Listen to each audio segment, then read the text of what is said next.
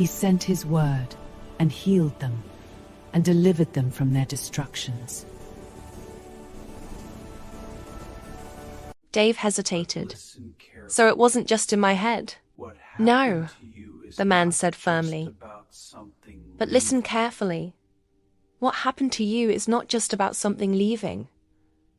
He leaned slightly closer. It's about something new beginning, here. Learning to live free.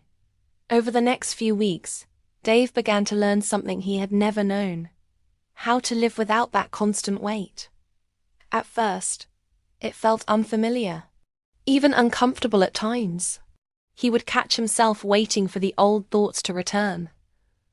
Waiting for the heaviness. Waiting for rejection. But slowly, he realized something important. Those thoughts didn't have the same power anymore. When they tried to come back, you don't belong. They felt weaker, distant, and for the first time, Dave could push back. No, he whispered once, and the thought faded.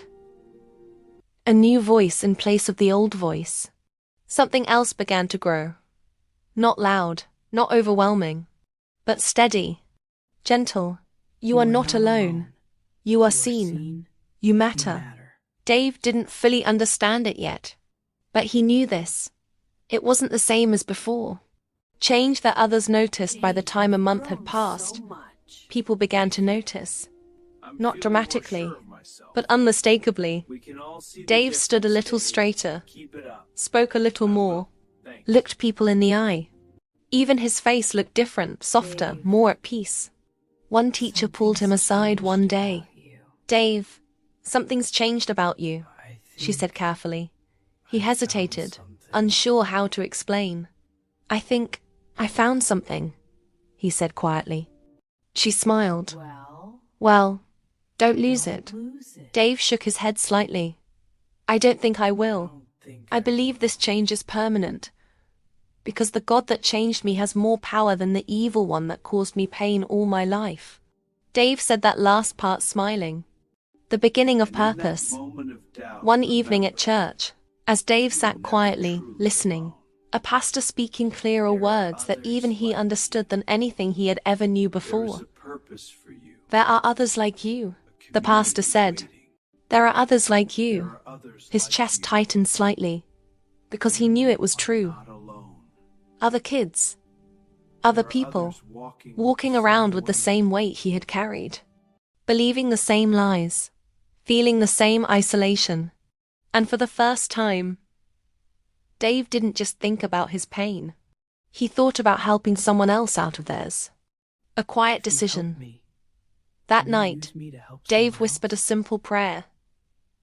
"If you helped me, can you use me to help someone else?" There was no thunder, no dramatic moment, just that same gentle, steady presence, and a quiet sense of assurance. Although he had not met God physically, but he had this gentle voice in his heart that told him that his prayers were answered. A familiar face. It started quietly. One afternoon at school, Dave noticed a boy sitting alone at the far end of the cafeteria. Head down, shoulders slightly hunched, picking at his food but not really eating. There was something about him that stopped Dave in his tracks. Not his appearance, not anything obvious, but something deeper. A feeling. Dave recognized it instantly. That was me. For a moment, he just stood there, tray in hand, heart beating a little faster. Because this was new territory. Before, Dave had always been the one sitting alone. Now, he had a choice. Walk away or step in. The hesitation. Don't go. Old habits whispered to him, "Don't go. It'll be awkward. He won't want you there. You'll just embarrass yourself." For a split second, that old fear tried to rise again. But it didn't have the same grip. Dave took a slow breath, and then he walked over. The first step. "Hey, is it okay if I sit here?" Dave asked, his voice calm but quiet. The boy looked up, surprised. "Yeah," he said after a pause. Dave sat down, For a few moments, neither of them spoke. But it wasn't uncomfortable. Just unfamiliar. Finally, Dave said something simple. I used to sit alone too. The boy glanced at him again. Something in his expression shifted. Yeah? He said. Dave nodded. Yeah. That was all it took. Not a speech. Not anything complicated. Just truth. Dave learned the boy's name was Mark. Mark didn't talk much at first. But slowly, little pieces came out. He had just moved. Didn't know anyone. Got picked on sometimes. Felt like he didn't fit. Every word Mark said felt like an echo of Dave's past. And instead of feeling overwhelmed by it, Dave felt something else. Compassion. The moment of recognition. One afternoon, Mark said something that stopped Dave cold. I don't know why, but it feels like something's just always wrong with me, Mark admitted, staring down at his hands. Dave's chest tightened, because those were almost the exact words he had once thought. For a moment, he didn't speak. He just remembered. The loneliness, the confusion, the weight. Then he looked at Mark not with pity, but with understanding. I used to feel that way all the time, Dave said gently. Mark looked up.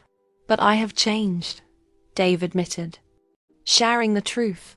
Dave hesitated, not because he didn't want to answer, but because he wanted to say it right. I thought it was just me, Dave began slowly. Like something was wrong with me. Like I didn't belong anywhere. Mark nodded slightly. But it wasn't just me, Dave continued. I was believing things that weren't true. And I didn't even know it. Mark frowned a little. What do you mean? Dave took a breath. There are things that try to hold you in that place. Make you feel stuck there. Like you'll always be alone. Mark's expression grew more serious. Yeah, he said quietly. That's exactly how it feels. Dave leaned forward slightly. But that doesn't mean it's true. A seed is planted. Mark didn't respond right away. But something in his eyes changed. Not fully, not instantly, but enough. A small shift. A small opening. What happened to you? Mark asked after a moment. Dave's voice softened. I went somewhere, and something changed. Like, the weight I'd always carried just left. Mark blinked. Just like that? Just like that? Dave shook his head slightly. But I think it had been building It for a felt long sudden. time. But I think it had been building for a long time. I met a boy named Ethan one day when I was coming back from the store, and he invited me to his church. When I got there, the pastor said everything that I was going through. It was amazing and scary at the same time. Mark listened intently. That was the day I met God. He changed my life in miraculous ways that I never thought possible. From then on, all the weight of the unknown left me. All the fear and shadows left. Sometimes they almost want to put me back into the same bondage by bringing fear again. Mark smiled with excitement. That sounds really cool. Can you take me there too? I want to meet God also. I don't want to be alone anymore. I don't want to be scared at night, he said, looking at his hands. Dave looked at Mark with care. He laughed shyly and said, You know what? Yesterday I talked to God before sleeping and I said to him that if you helped me, can you use me to help someone else? I think he answered. Dave looked at and said, Mark, God is real. Do you think God can help me too? I don't know him. My parents don't believe in such things, but if he helped you, can you ask him to help me too? I'm sure he will. Dave touched Mark's shoulders reassuringly. Dave went happy that day. He felt that he had made a small change in someone else's life. Not significant enough, but at least he helped someone who is struggling to find the same God too. I don't know much about God, but I know he is real, and he answers simple prayers, like the one he made last night. The challenge returns. That night, something unexpected happened. As Dave lay in bed, that old feeling tried to creep back in. Not fully, not like before, but faint, like a distant echo. And with it, the whisper of the old voice. This won't last. Dave's eyes opened. His heart beat a little faster. For a moment, fear tried to rise. But this time, he recognized it. That's not true, he said quietly into the darkness. He whispered, God, God, and he felt that familiar peace. I'm not going back to that, Dave thought. The room stayed still. The heaviness didn't grow. The darkness didn't take over. It faded. The words felt strange at first, but he held on to them. He knew saying the name God drove away the darkness. It worked before, and it just worked again. He closed his eyes, enjoying the peace of God all around him. Stronger than before. Dave sat up slightly, realizing something important. Before, those thoughts had controlled him. Now, he could answer them, not with fear, but with truth. And that changed everything. I am the light of the world. He that followeth me shall not walk in darkness, but shall have the light of life.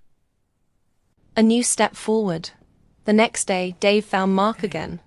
Hey, Dave said, sitting down beside him. Mark looked up. I was thinking, Dave continued, a little hesitant. Would you want to come with me somewhere? Like, just try it once. Mark raised an eyebrow. Where? Dave smiled slightly. Church. You mean what we talked about yesterday? Mark asked. Dave nodded. Mark looked unsure. I don't know.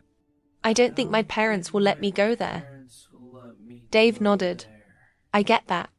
I wasn't sure either the first time. I thought that my aunt would be angry with me. He paused, then added honestly, but it helped me.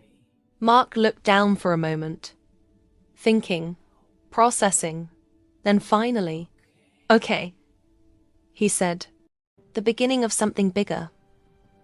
As they sat there, neither of them fully understood what was about to happen next. That something had already started. A cycle was breaking. Where rejection once passed from one life to another, now something different was moving. Hope. Truth. Freedom. And Dave, once the boy no one chose, was now the one reaching back to pull someone else out. Hello, viewers. Thank you for watching episode 3 of The Boy No One Chose. The Lord Jesus says in Matthew 5:14 and 16, the other light of the world, a city that is set on an hill cannot be hid. Let your light so shine before men that they may see your good works and glorify your Father which is in heaven. Christian friends, let us share the light of God with everyone that is living in darkness. You are not watching this story by coincidence. No, but by divine guidance. Dave was like many people out there, people that are simply existing. They have no hope, no joy, no peace, no purpose, and living under demonic torment and influence. But God is alive today. He has never changed. He is still doing the same miracles and signs that he did in the Bible. He will help you if you just reach out to him like Dave did, and he will change your story too. Please watch part 1 and 2 if you've not, and also please subscribe to this channel for more exciting videos. God bless you all.